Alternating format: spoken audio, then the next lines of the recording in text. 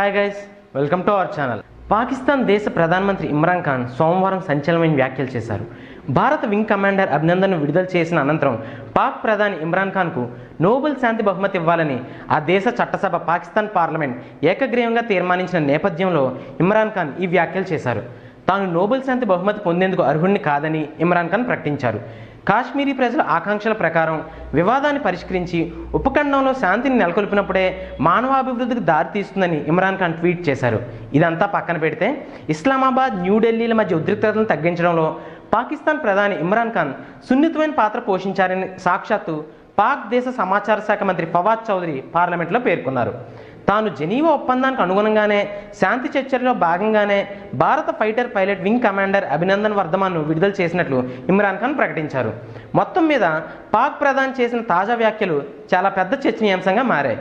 ఏది ఏమైనప్పటికీ ఒక నిర్ణయం తీసుకున్న దానికే నోబెల్ శాంతి బహుమతి ఎలా ఇస్తారు అని చెప్పి మిగతా దేశ ప్రజలు కూడా భావిస్తున్నారు. ఎలాంటి పరిస్థితుల్లో అయినా సరే నోబెల్ శాంతి అవార్డును గ్రహించాలంటే ఆ దేశంలో ఎటువంటి ఉగ్రవాద చర్యలకు తావివ్వకూడదు. అలాగే ప్రతి ఉగ్రవాద చర్యను తీవ్రంగా ఖండించాలి, అలాగే అంతమొందించాలి కూడా.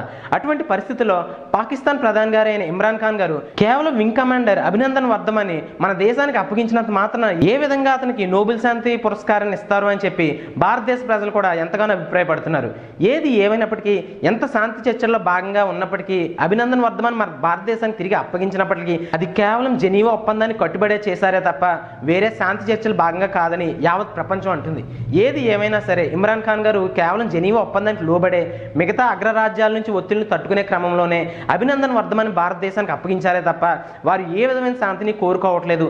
అసలు అటువంటి శాంతి కోరుకునే వారే అయితే అసలు పాకిస్తాన్లో ఉగ్రవాదం ఎందుకు ఇంకా ఉంటుంది, ఆ ఉగ్రవాదాన్ని ఎప్పుడో అంతమొందించాలి కదా అనే ప్రశ్నలు కూడా సామాన్య ప్రజల నుంచి వ్యక్తమవుతున్నాయి. ఏది ఏమైనా జైషే మహమ్మద్ సంస్థ పాకిస్తాన్లో ఉందని తెలుసుకుని కూడా ఆ సంస్థను నాశనం చేయడానికి, అలాగే ఉగ్రవాదాన్ని అంతమొందించడానికి ఏ విధమైన చర్యలు చేపట్టకపోగా ఆ చర్యలు తీసుకున్న భారత్పై భంగపాటు కలిగేలా ప్రవర్తించడం అనేది చాలా దారుణం అని చెప్పి ఐక్యరాజ్య సమితి సైతం పాకిస్తాన్నే ఉగ్రవాద దేశంగా భావించాలని చెప్పి, అలాగే ఉగ్రవాద దేశంగా పేర్కొనాలని చెప్పి మిగతా దేశాలన్నీ కూడా ఐక్యరాజ్య సమితికి వినతి పత్రాన్ని కూడా అందజేశాయి. ఇదంతా పక్కన పెడితే ఇప్పుడున్న పరిస్థితుల్లో పాకిస్తాన్ ప్రధాని ఇమ్రాన్ ఖాన్ గారికి ఏ విధంగా నోబెల్ శాంతి బహుమతి ఇస్తారంటూ చాలా మంది మండిపడుతున్నారు. ఈ విషయాలన్నీ పరిగణనలోకి తీసుకుని తనకు తానుగానే స్వతహాగా భావించి తాను నోబెల్ శాంతి బహుమతికి అర్హుణ్ణి కాదు అని చెప్పి ఇమ్రాన్ ఖాన్ గారు ట్వీట్ చేయడం సంచలనమైంది. ఏది ఏమైనా ఆయన దేశ ప్రజలు అలాగే పాకిస్తాన్ పార్లమెంటు కోరుకున్నట్టు ఆయనకు నోబెల్ శాంతి బహుమానం ఇవ్వాలని ఆయనే చెప్పించుకుని తర్వాత నోబెల్ శాంతి బహుమానానికి నేను అర్హుణ్ణి కాదు అని చెప్పి మరలా ఆయనే ట్వీట్ చేయడం చాలా సంచలనాలకు దారితీస్తుంది. సో ఏది ఏమైనా నోబెల్ శాంతి బహుమతి అంటే అంత ఈజీ కాదు ఇచ్చేయడానికి అనే విషయాలు ప్రతి ఒక్కళ్ళు పరిగణలోకి తీసుకోవాల్సిందే. సో మరింత ఇన్ఫర్మేషన్ కోసం అలాగే లేటెస్ట్ అప్డేట్స్ కోసం చూస్తూనే ఉండండి our channel. If you like the video, please like us and subscribe Tollywood Nagar.